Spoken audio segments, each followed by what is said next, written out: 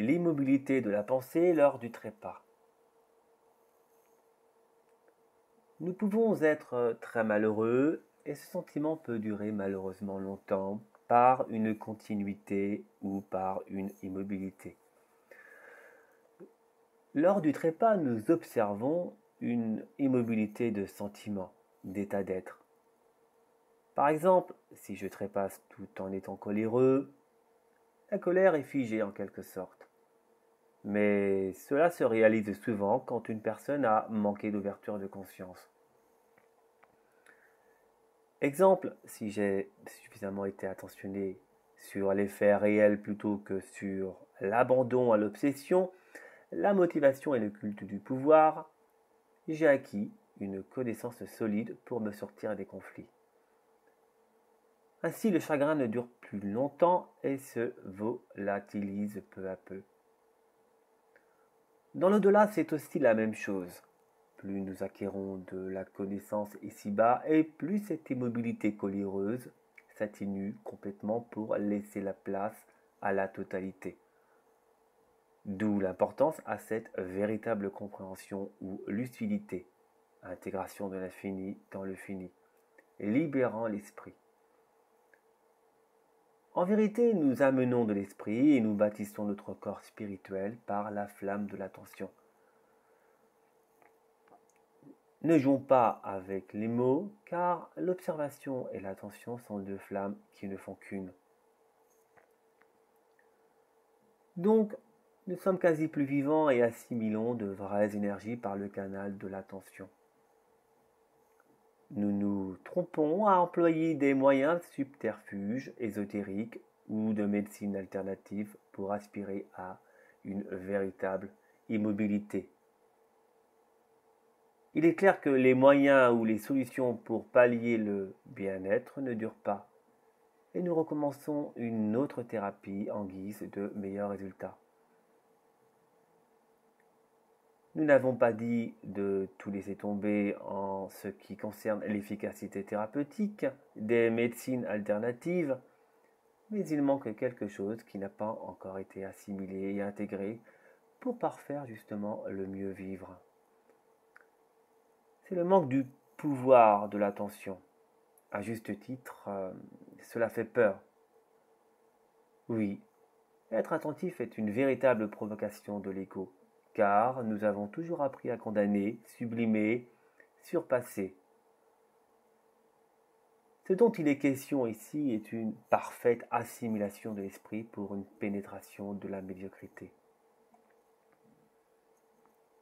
Alors nous préférons dire que nous avons toute la vie devant nous pour éviter cette flamme d'attention semblable à de l'esprit. Nous devons vibrer en écoutant le chant des oiseaux.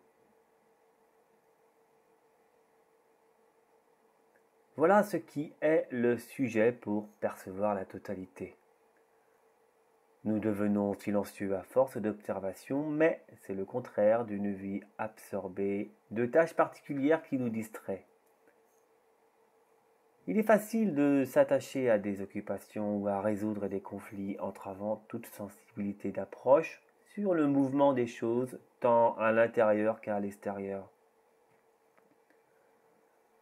Nous percevons véritablement le réel avec un esprit libre qui a réalisé un abandon total des choses par une révolution de conscience. La réalité supérieure est saisissante de beauté car nous vibrons avec elle. Nous ne sommes pas distincts. Regarder, c'est aussi écouter l'oiseau et tout ce qui l'entoure sans l'intermédiaire de la pensée. Dès que nous percevons réellement le chant de l'oiseau, nous percevons son mouvement et la totalité. La totalité est présence-présent, et il n'y a plus d'observateur ni d'observé. Ensuite, il y a cette paix immobile, semblable à une tranquillité d'esprit. Ainsi, il s'opère un discernement entre la séparation et la communion. C'est enfin un silence intérieur s'installant doucement et déterminant la force vitale. Pour un tel état de béatitude, il est nécessaire d'une véritable révolution afin de percer la conscience ordinaire. Ce n'est pas une révolution pour un meilleur devenir, mais celle où nous mourrons totalement du faux. Nous n'arrivons pas à développer cette sensibilité si nous continuons à croire au passé et au devenir. La séparation fait partie du mouvement et l'auteur est divisé de sa création. Ainsi, le chagrin est ignoré en raison de son conditionnement. Beaucoup préfèrent la stimulation ou fumer une cigarette pour mourir en partie du chagrin, la facilité, mais ce n'est qu'une duperie. Il y aura toujours une continuité de la souffrance et de l'addiction. Remarquons qu'une stupéfiante matrice tisse sa toile d'araignée par des ruses de toutes sortes qui distraient notre potentiel d'observation. La flamme de l'attention est semblable au silence intérieur, une véritable immobilité, une paix intérieure. La lucidité nous amène au centre de tous les mouvements visibles et appartenant au monde de la pensée. Bien sûr, les moyens ne mènent pas à ce silence. La psychologie n'aboutit pas à cette paix puisqu'elle cherche avant tout des solutions face à un problème. Devons-nous sans cesse chercher une solution savante pour aller efficacement et puissamment réparer les corps? Le regard sur ce qui est suffit parfois à dissoudre le conflit. Le mécanisme ancien fait appel au souvenir pour créer l'acte. Il n'est de ce fait jamais complet, étant aveugle. Tandis que si nous sommes attentionnés aux faits réels, nous percevons l'origine de son émission, puis nous devenons créatifs. À force d'attention, nous devenons silencieux et nous pouvons enfin accueillir la totalité et le mouvement. Je n'aime pas parler de la mort, car cela me remue. Pourquoi? Le mot mort est une phobie, car nous ne croyons pas à autre chose derrière la barrière. Nous décidons de penser que rien n'est vivant à part cette vie d'apparence. Pire, les animaux sont délaissés et maltraités en raison de notre fermeture à cette sensibilité d'admettre que tout est fondamentalement vivant. Refuser de voir que la mort est aussi vivante signifie une résistance entre l'acquisition et le réel. C'est la pensée qui crée la séparation de la vie et de la mort. Elle est antagoniste au réel. La vie et la mort cheminent ensemble et ne font qu'une. Ce n'est qu'une seule entité. Plus nous prenons conscience que la vie est abondante autour de nous, plus ne se terminant pas après une disparition, plus nous avons confiance en nous. Décider de vraiment voir est un acte courageux, car il y a une vive douleur expliquant une résistance. Cette résistance douloureuse est due à nos interprétations. De ce fait, nous ne regardons pas réellement et nous utilisons des comparaisons, des analyses, des mots pour finalement sublimer, dépasser et refouler le chagrin. Alors que la vérité devrait être spontanée et immédiate. La compréhension issue d'une véritable communion avec soi est un acte réel et créatif.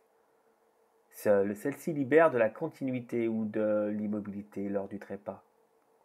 Nous apprenons par des relations uniquement. Nous étudions à nous défaire de l'inutilité, ni plus ni moins. C'est un abandon de soi totalement. Pour éviter la continuité qui est implicite, il nous suffit de voir simplement. En fait, tout est simple, mais la division qu'a créée le censeur et la censure compliquent cette quête. Tout le long du chemin de vie, nous avons ainsi l'impression de rassembler des puzzles sur un tableau représentant le réel. Ainsi, Si nous saisissons l'intensité du moment présent, nous abandonnons la quête à l'effort et à la compétition.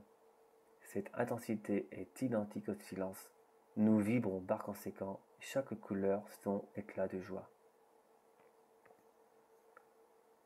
Il nous faut donc une nouvelle éducation de l'esprit amenant le bonheur créatif. Cette flamme de l'attention va nous aider à voir sans qu'il y ait un possible jugement. Nous nous dirigeons vers la vie pour devenir lumière totalement. Nous évitons tous les risques d'une continuité entre l'espoir et le désespoir. Après le trépas, l'entité n'a plus les mêmes opportunités que pendant la vie terrestre. Grâce à la régénération successive des énergies ici-bas, nos pensées naissent et disparaissent. Mais c'est tout autre chose dans l'au-delà. Sa réalité est immobile et correspond vibratoirement au désincarné, contrairement au monde phénoménal. Par exemple, une personne qui conçoit uniquement le tridimensionnel et rien d'autre, avec un attachement vis-à-vis de ses meubles, se verra bloquée littéralement. Elle aura un sentiment d'attache quasi immobile sur le convoité.